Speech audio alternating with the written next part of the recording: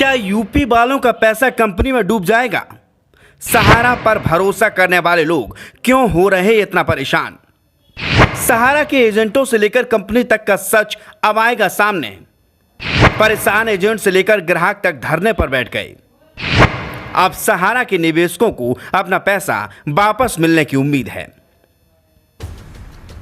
लाखों निवेशकों का पैसा डुबाने वाली कंपनी सहारा को लेकर पूरे यूपी में अचानक खबरों का बाजार गर्म हो गया है। पिछले लंबे समय से इस कंपनी में निवेशकों का पैसा फंसा हुआ है। सहारा पर चल रहे मुकदमों के बीच ग्राहक से लेकर एजेंट तक दुखी बने हुए हैं, लेकिन अब सहारा के निवेशकों के बीच पैसा वापस मिलने की उम्मीद जाग रही है। जनता से लेकर एजेंट तक अब अपने लिए आवाज उठा रहे हैं। बनारस में सहारा के कर्मचारी धरने पर बैठ गए।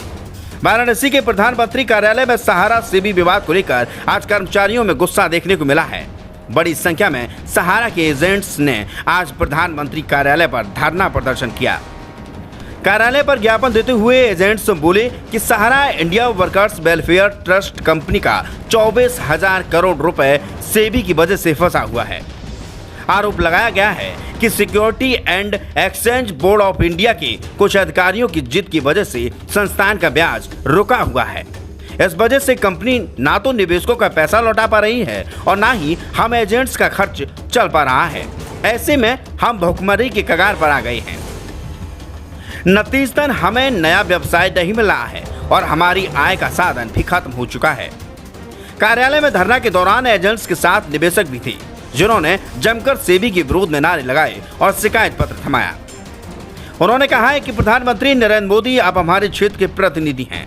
इस नाते हमारी आपसे गुजारिश है कि आप इस प्रपत्र को गहनता से पढ़ें और संज्ञान लेते हुए हमारी बातों को राज्य और केंद्र सरकार तक पहुंचाते हुए हमें और हमारी संस्थान को न्याय दिलाएं। वहीं सेबी के कुछ अधिकारियों की हठ धर्मता से फंसा धन वापस दिलाएं। एजेंट्स बोले कि एक और जहां हमारे सम्मानित निवेशकों ने ब्याज के माध्यम से लाखों करोड़ों रुपए कमाए, वहीं हम जैसे लाखों बेरोजगार युवाओं को घर घर रहते हुए इनकम का रेगुलर साधन मिल गया और काफी बेहतर जीवन व्यतीत करने लगे। बीते 8 साल से सहारा सेबी विवाद की वजह से हमारे जीवन में उथल पुथल मच गया है। आय खत्म होने के साथ निवेशकों के भुगतान में भी हिहा हवाली होने लगी है।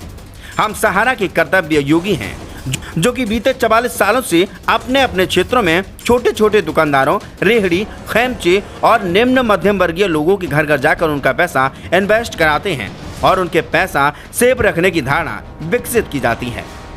प्रधानमंत्री के आह्वान पर सभी लोगों के बैंक खाते खोले गए हैं। वहीं हम सभी एजेंट्स भी 4 दशक से यह काम घर घर जाकर कर रहे हैं और ग्राहकों को अच्छा लाभ देते रहे हैं।